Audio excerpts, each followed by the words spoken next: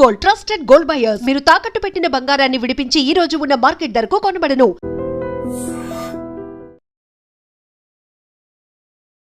నమస్తే రమగారు. నమస్తే జయ.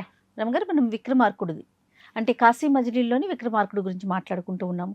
ఎన్ని మలుపులు రమగారు, ఎక్కడికెక్కడ వాటిని సరి చేస్తూ సువర్ణ స్తూపం దాకా ఎలా చేరుకున్నాడు విక్రమార్కుడు, ఏం జరిగింది? ఇతను బయలుదేరి వస్తుంటే వీళ్ళు దిగినటువంటి దీంట్లో ధర్మశాలలో ఒక సత్రంలో ఆగారు. అక్కడి నుంచే కదా బ్రాహ్మణ వివాహం దగ్గరికి వెళ్ళారు. అక్కడ ఇద్దరు బ్రాహ్మణులు మాట్లాడుకుంటున్నారు. ఏమిటంటే ఈ పక్కనున్న అరుణ గ్రామంలో మాకు స్నేహితుడు ఒకడు ఒక పిల్లని వివాహం కన్యాదానం చేసాం. అయితే ఆ పిల్లాడు పడవ ప్రమాదంలో చనిపోయాట పెళ్లి కొడుకు. మామగారు మా కోడలకి మేము వేరే వివాహం చేసుకుంటానులేండి, ఈ పిల్ల జీవితం పాడవకుండా అని ఇట్లాంటి మాటలు ఏవో చెప్తున్నారు. పాపం వాళ్ళు ఏమయ్యారు, పిల్లాడు వృధాగా ఇట్లా అయిపోయాడు అని ఒక ఆయన. రెండో ఆయనేమో మా ఊళ్ళో కూడా అంతే, ఓ శ్రీమంతుడు ఉన్నాడు, ఆయనకి చక్కటి కూతురు సుమనని, సమయానికి పెళ్లి కొడుకు రాలేదని అక్కడ కనపడిన బ్రాహ్మణ యువకుడికి ఇచ్చి పెళ్లి చేసేశాడు, ఆ పిల్లవాడు కూడా ఎక్కడో పడిపోయాడని చెప్పుకుంటున్నారు అని వినేసరికల్లా విక్రమార్కుడు ఏం చేశాడంటే ఈ కేసటుడికి రెండో కుర్రాడికి ధర్ముడు అతనికి చెప్పాడు, ఈ 2 గ్రామాలే మీకు మీ అత్తవారి గ్రామాలు, బహుశా నేను వెళ్ళేటప్పుడు అక్కడికి వెళ్ళి కనుక్కుని మీరు ఇక్కడే ఉండండి, మీరు ఇక్కడ ఉన్నారని చెప్పి వాళ్ళకి తెలియజేసి వాళ్ళు మీ దగ్గరకు వచ్చేలాగా నేను ఏర్పరుస్తాను, ఈ గ్రామంలో నుంచి కదలబోకండి అని చెప్పి వాళ్ళకి చెప్పి ఇక్కడి నుంచి బయలుదేరి వెళ్ళిపోయాడు. అయితే ఏమైందంటే మణిమంజరి అనే ఒక యక్షకన్య గురించి, అది గంధర్వకాంత గురించి ఇప్పుడు మాట్లాడతారు ఈ భాగంలో. ఈ మణిమంజరి అనే ఆవిడ ఎవరంటే మన కుబేరుడి తమ్ముడైన మణిభద్రుని భార్య. ఆమెని ఒక సందర్భంలో విక్రమార్కుడు రక్షించాడు. ఓకే. తమని రక్షించినటువంటి విక్రమార్కుడికి ఒక ఉత్తమ రాజకన్యతోటి వివాహం చేయించాలని ఆమె కోరిక. అయితే ఆమెకు ఒక అక్కయ్య కూతురుంది, త్రిలోచన సుందరి ఆమె పేరు. అక్క కూతురునిచ్చి చేయొచ్చు, కానీ ఇప్పుడు ఆమె గంధర్వకాంత, ఈయన చక్రవర్తి కాబట్టి మానవకాంతతోటి వివాహం అయిన తర్వాతే గంధర్వకాంతలతో వివాహం చేయించాలని ఆమె ఉద్దేశం అన్నమాట. తమకింత సహాయం చేశాడు కాబట్టి లోకోత్తర సుందరిమణులను తెచ్చి ఆయనకి పెళ్లి చేయాలని. ఆవిడ తిరిగి వెళ్ళిపోయింది భూలోకం నుంచి. తిరిగి వెళ్ళిపోతే భర్త అడిగాడు, నువ్వు ఎందుకు వచ్చేసావు, అతనికి వివాహం చేసి వస్తానన్నావు కదంటే, మానవ సుందరితో మలైవతి అని ఒక అమ్మాయితోటి వివాహం అయింది, తీసుకొచ్చి మన అమ్మాయితోటి కూడా పెళ్లి చేద్దామంటే ఆయనేమో యాత్రకు వెళ్ళాడు, ఎన్ని రకాల అద్భుత కార్యాలు చేశాడో, ఎన్ని చోట్ల వరాలు పొందాడో, చాలా అద్భుతమైన వాడు విక్రమార్కుడు. అసలు యాత్రకి బయలుదేరాడంటేనే వింతలు విడ్డూరాలు జరుగుతూ ఉంటాయి. ఎక్కడెక్కడ వింతలు ఉంటే అక్కడికి వెళ్తాడు, కొద్ది కాలంలో మన దగ్గర కూడా వస్తానని నాకు మాట ఇచ్చాడని చెప్పింది. అప్పుడు ఆ జరిగినవి ఇంకా ఆయన ఏం చేశాడో ఈవిడ చెప్తోందనమాట భర్తకి. ఒక గ్రామం చేరాడు అతను. ఈ గ్రామంలో పెద్ద బావి తవ్వారు. ఆ బావి పక్కన పుండరీకాక్షుడి దేవాలయం ఉంది, విష్ణుమూర్తి ఆలయం కట్టి దాని పక్కన బావి తవ్వారు. 3200 అడుగులు తవ్వారట. అది చుక్క నీళ్ళు లేవు అందులో. అయితే స్వామివారు ఎవరికో ఒంటి మీదకి వచ్చి, ఆ పుండరీకాక్ష స్వరూపంలో ఉన్న విష్ణు ఆలయం అన్నమాట. 32 కళ్యాణ గుణాలు కలిగినటువంటి విక్రమార్కుడి రక్తం పడితేనే ఇందులో నీళ్ళు వస్తాయి. ఓహో, విక్రమార్కుడు అని 30 అద్భుత గుణాలు కలిగిన వాడు అని. వాడు ఎవరిదైనా వాడి మానవ రక్తం తగిలితేనే ఇందులో నుంచి జలం వస్తుంది, లేకపోతే రాదు, ఇది ఇంతే, ఇందులోకి నీళ్లు రావు అని చెప్పాడట ఆయన. ఆ బావిని అలాగే ఉంచుకున్నారు ఆ ప్రజలు, ఎవరైనా మహానుభావుడు వస్తాడేమోనని. అయితే ఆ ప్రాంతానికి చేరిన ఈయన, నా రక్తంతో ఈ ప్రజల ఆ దాహం తీరుతుందేమో చూస్తానని చేయి నరుక్కున్నాడు విక్రమార్కుడు. అతను నెత్తురు పడేసరికల్లా ఎంత జల పొంగిందో అక్కడ, ఎంత వింతగా జరిగిందో. ప్రజలు చాలా సంతోషించారు. మొత్తం నీటితో నిండిపోయింది ఆ బావి. ఆ బావిలో స్నానం చేసి పుండరీకాక్షుడి దర్శనం చేసుకుని ముందుకు బయలుదేరాడు. ఈ దారంతా ఇలాంటివే జరుగుతాయన్నమాట. అయితే తర్వాత గ్రామాల్లో ఒక బ్రాహ్మణ అగ్రహారంలో ఒక రాక్షసుడు వాళ్ళని పట్టుకున్నాడు. రోజుకొక వ్యక్తిని బకాసురుడికి భోజనంగా పంపించినట్టుగా రోజుగా 5 రోజులకు ఒక మనిషి చొప్పున పంపించేటట్టు అగ్రహారం నుంచి వారం వారం ఒక కుర్రాడు వెళ్తాడు. ఏ ఇంట్లో అయితే భోజనం చేశాడో విక్రమార్కుడు, వాళ్ళ ఇంటికి ఆ రోజు ఆ వంతు వచ్చింది. ఈ యువకుడిని పంపించద్దని తాను వెళ్ళాడా? తను వెళ్తానని వెళ్ళాడు. వెళ్ళిన తర్వాత అతను వత్స్యశీల ఒక శిల మీద అక్కడ కూర్చోవాలి. కానీ అక్కడికి వచ్చిన వాళ్ళు ఎవరైనా రా నన్ను తిను అని ఎవరు కూర్చుంటారు? భయంతో పరుగులు తీస్తారు మనుషులు. ఆ వత్స్యశీల మీద పద్మాసనం వేసుకుని కూర్చున్న ఇతన్ని చూసేసరికల్లా రాక్షసుడు ఆశ్చర్యపోయేట. నువ్వేమిటి క్షత్రియుడిలాగా ఉన్నావు, నాకు బ్రాహ్మణగ్రహారం నుంచి భోజనం రావాలి, నువ్వెందుకు వచ్చావు అని అడిగితే, నేను ఒకరింట్లో తిన్నాను, వాళ్ళ అబ్బాయిది వంతు ఇవాళ, తిన్న రుణం తీర్చుకోవటం కోసం నేను వచ్చానని చెప్పాడు. రాక్షసుడు ఆశ్చర్యపోయాట. నువ్వెవరివి, ఇట్లాంటి లక్షణం నీకు ఎట్లా వచ్చింది అని అడిగితే ఈయన తన గాథ అంతా చెప్పాడు.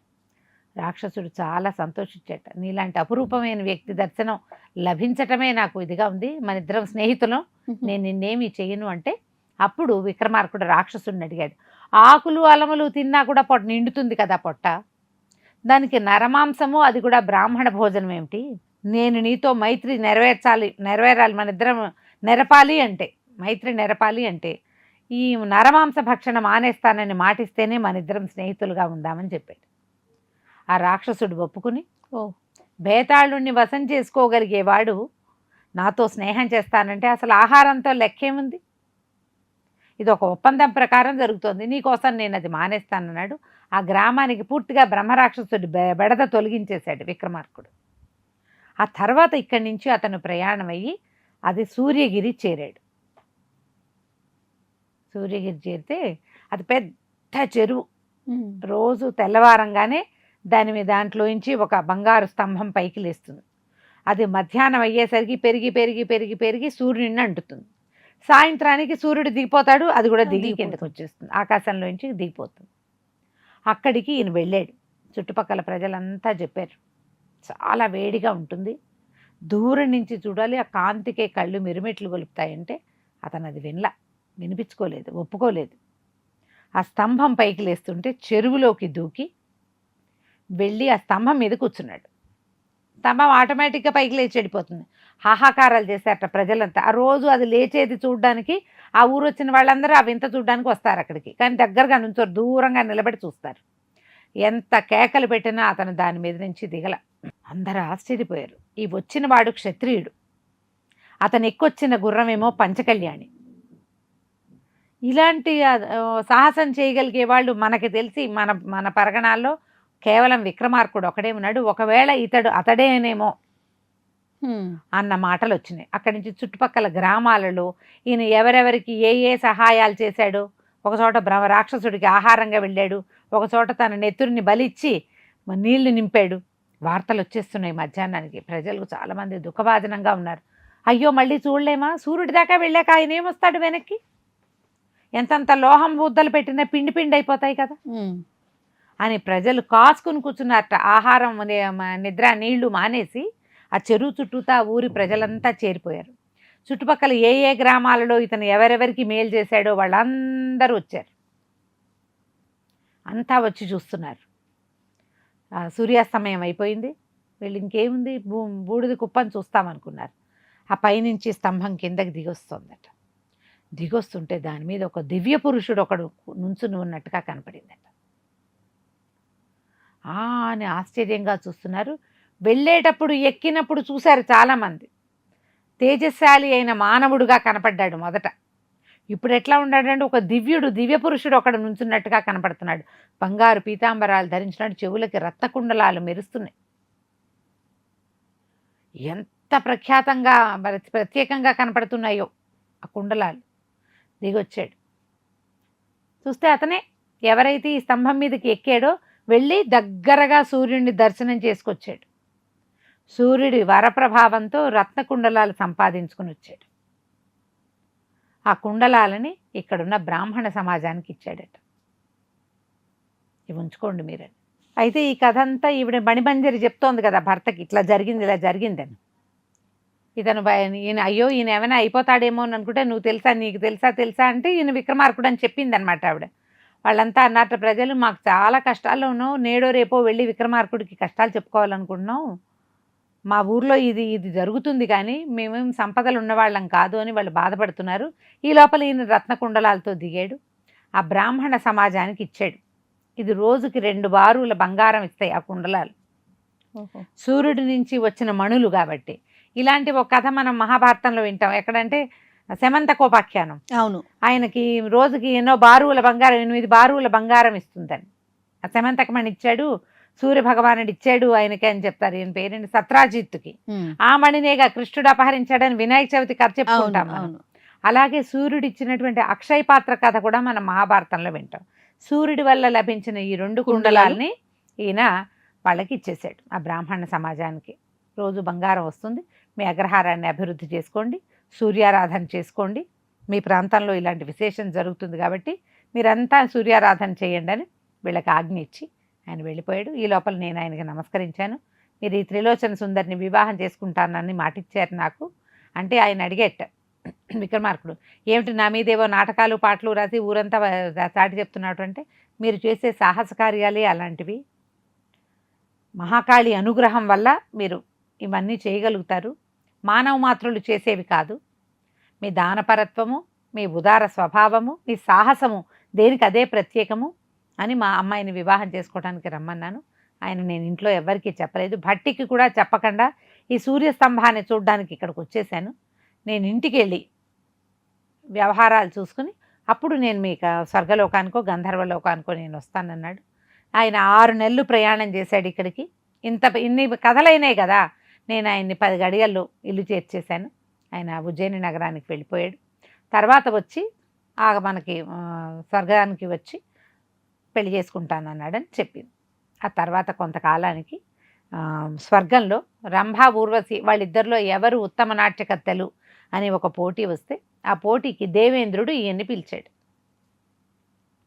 పిలిస్తే ఆ పోటీలో ఊర్వశే ఉత్తమ నాట్యకత్తె అని ఈయన చెప్పాడు. వాళ్ళంతా సంతోషించారు, దేవతలందరూ సంతోషించారు. అక్కడ ఈయన తాలూకు సాహసాల మీద ఒక నాటికని ప్రదర్శించారు. తర్వాత ఈ త్రైలోక్య సుందరి ఆ అమ్మాయిని వివాహం చేశారు. చాలామంది గంధర్వకాంతలు కూడా విక్రమార్కుడిని వరించి ఏమిటి ఈయన సాహసాలు ఇవన్నీ విని ఇలాంటి ఉత్తమ పురుషుడితోటి కొంతకాలం, అంటే వాళ్ళు గంధర్వులకి మరణాలు ఉండవు, కొంతకాలం ఆయనతో గడపచ్చు అన్నమాట. ఆయనతో పాటు ఆయన్ని వరించి వివాహం చేసుకుని భూలోకానికి ప్రయాణమై వచ్చేసారట. విక్రమార్కుడికి ఎందరో భార్యలు ఉన్నారని చెప్తారు, మనం చెప్పుకున్న కథల్లో కూడా విన్నాం కదా.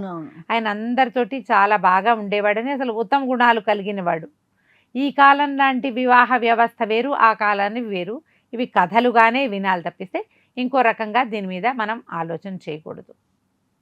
ఈ కథల తర్వాత ఇంచుమించుగా ఈ భాగాలు అయిపోతాయి, దీంతో ఇంచుమించుగా ఎండ్ అయిపోతుంది అన్నమాట. ఈయనకి ముందు మలైవతి అనే ఒక క్షత్రియ రాజకాంతతోటి వివాహం అయి ఉంటుంది. తర్వాత ఈయన ఈ త్రైలోక్య సుందరిని, తర్వాత ఈ గంధర్వకాంతలందరినీ వివాహం చేసుకుని స్వర్గంలోనూ గంధర్వలోకంలోనూ చాలా రోజులు కులాసాగా గడిపి తర్వాత తన భార్యల్లో కొంతమందితోటి ఎవరెవరు ఆయనతో భూలోకంలో ఉండదలుచుకున్నారో వాళ్ళందరితోటి మళ్ళీ భూలోకానికి ప్రయాణమై ఉజ్జయిని మహానగరానికి చేరిపోయాడు.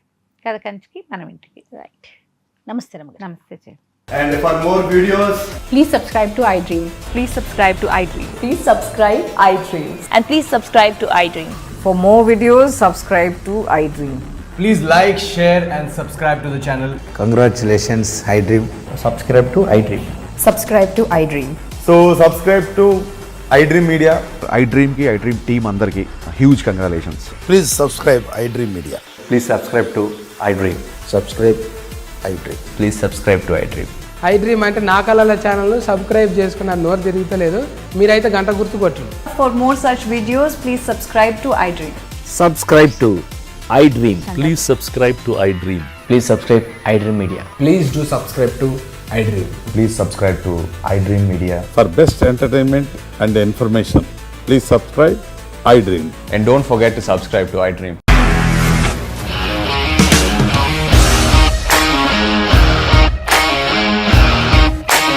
ఇండస్ట్రీలో కమిట్మెంట్ ఇష్యూస్ వస్తే నీకు కూడా వచ్చినట్టు మార్నింగ్ తీసుకెళ్ళాలంటే కొట్టి పడేస్తాడు.